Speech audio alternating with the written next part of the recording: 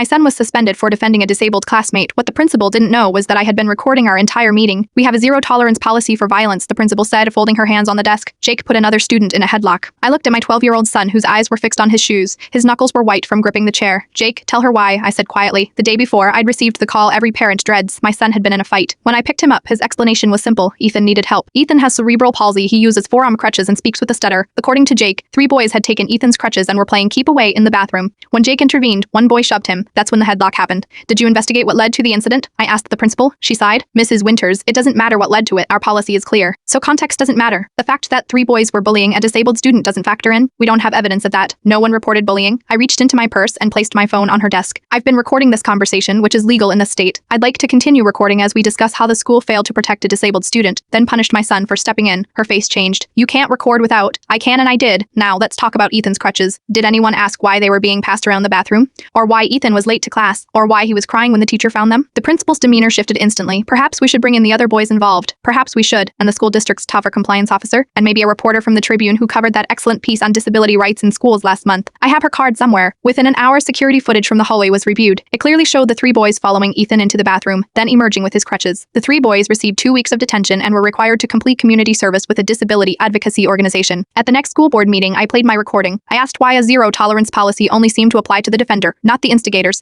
I asked why a disabled student's missing mobility aids weren't an immediate red flag. By semester's end, the school had implemented new bullying protocols specifically addressing students with disabilities. They installed additional cameras in hallways and established a peer advocacy program. Jake and Ethan are now best friends. Last week, Ethan joined the debate team. Parent Jake goes to every practice to cheer him on. Sometimes justice needs a little evidence to find its way, and sometimes the most important lessons our children learn aren't in any curriculum. They're in the moments when they choose to stand up, even when the rules tell them to stand down.